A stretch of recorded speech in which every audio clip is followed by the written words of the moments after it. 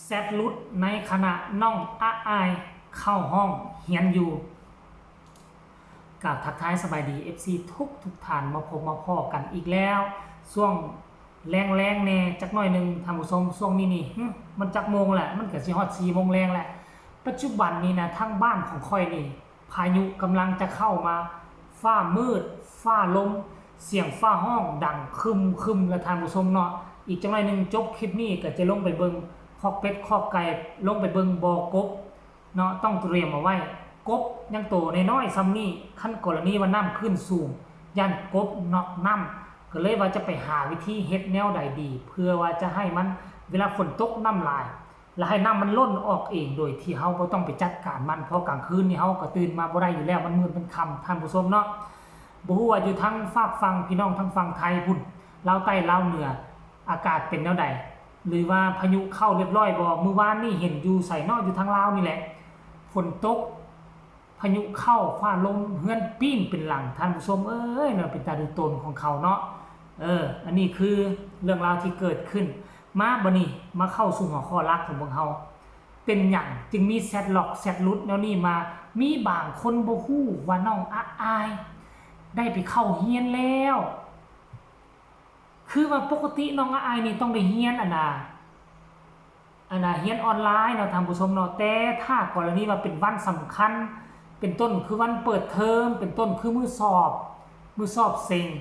เนาะจะต้องได้ไปนั่งสอบจะต้องได้ไปนั่งเรียน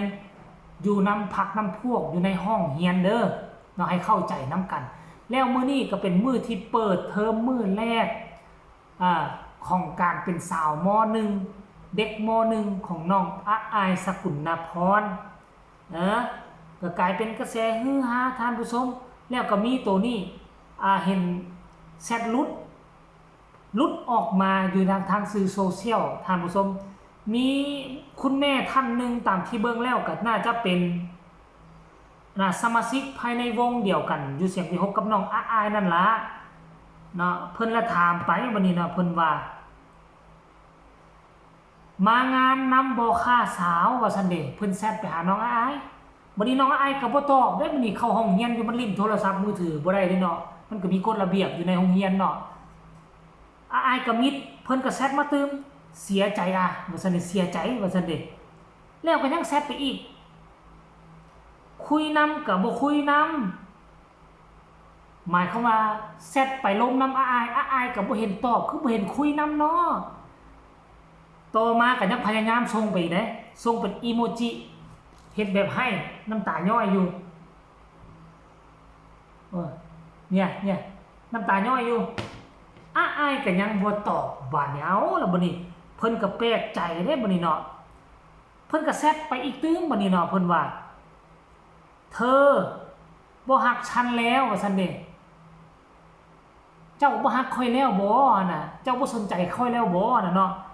อายก็เลยมาตอบตอนช่วง 11:33 นาทีว่าส่งเป็นหัวเราะมาเลข5 2บรรทัด5มาแล้วก็ตามด้วยว่าเฮียนอยู่ว่าซั่นเด้ก็เลยบ่ได้อ่านแต่ฮักที่สุดว่าซั่นโอ้ยบาดนี้มันก็เลยกลายเป็นแชทลุดตัวนี้ออกมาท่านผู้ชม FC แฟนคลับก็คือว่าแหละเนาะหลายคนก็ฮู้ว่าน้องอายเรียนทางออนไลน์เนาะแล้วก็บ่ฮู้ว่ามื้อนี้เป็นมื้อที่เปิดเทอมมื้อแรกของน้องอายเนาะและคุณแม่ท่านนี้เพิ่นก็เอาแคปเอาตัวนี้มาโพสต์เพิ่นชื่อว่ามาดามบอลลูนแฟนเพจเพิ่นแคปตัวนี้มาโพสต์ลงเพิ่นก็เขียนแคปชั่นว่าลืมไปว่าลูกสาวเปิดเทอมแล้วโอ้ยท่านผู้ชมหลังจากที่โพสต์แล้วนี่ก็FC แฟนคลับก็ให้ความสนใจหลายนะเป็นตาอยากหัวกับเป็นตาอยากหัวนํเป็นตาลู่โตนกับตาลู่โตนนํอยู่วงเดียวกันก็คือว่าและบ่ได้อยู่ในวงเดียวกันแต่มันมีหลายคนหลายครอบครัวหลายทีหลายบ้านหลายซองมาโฮมโตกันอยู่มันกลายเป็นองค์กรนึงท่านผู้ชมด้วยความหักความแพงเนาะไปใส่มาใส่ก็ไปนํกันไปเฮ็ดกิจกรรมวงนํกันแต่ว่ามื้อนี้บ่เห็นน้องอายไปเนาะก็เลยอยากให้น้องอายไปนำมาดามบอลลูนเพิ่นก็นำแชทหาทักหา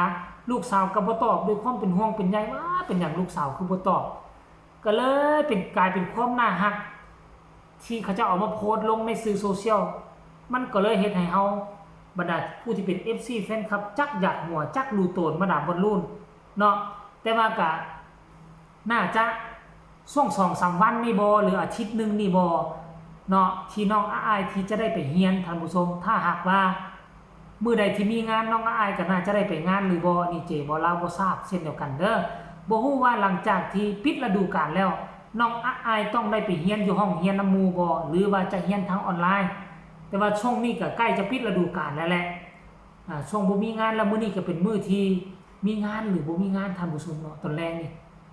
มื้อนี้วันที่16คือว่ามีงานอยู่นะแต่ว่าน้องอายก็ไปเรียนตอนเว้นไปเสนอตัวไปเสนอซื้อไปเสนอห้องถูกอยู่ห้องใดก็ขั้นต่างประเทศลาวด้วยถึงอยู่ห้องเบอร์ใด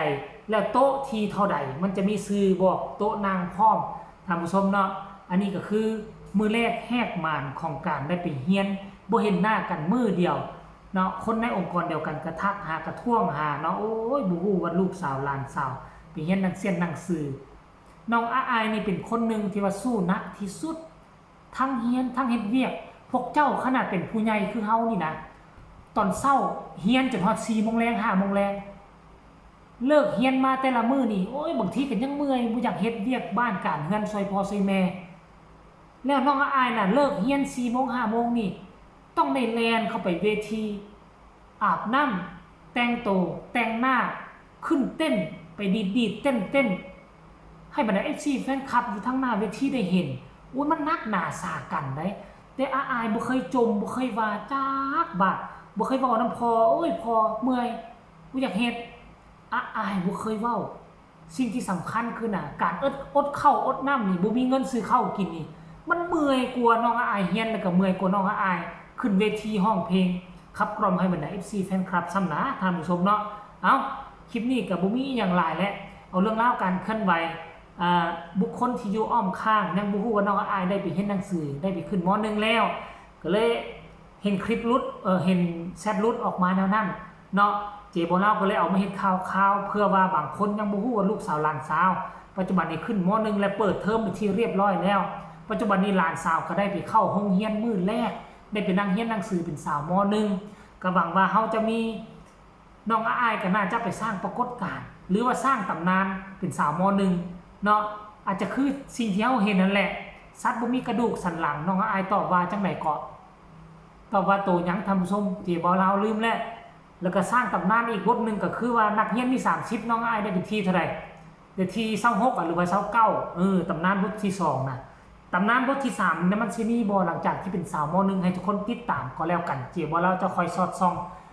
ซอกหาข้อมูลข่าวสารแล้วมาเฮ็ดคลิปอีกตื้มคลิปนี้ขอฝากฝังไว้ซำนี้ฝากทุกคนกดไลค์กดแชร์กดติดตามเพื่อจะพลาดในคลิปต่อไปที่สำคัญจะกดข้ามโฆษณาเด้อเพื่อเป็นกำลังใจให้เจบ่าวลาวพบกันใหม่ในคลิปหน้าสำหรับคลิปนี้สบายดี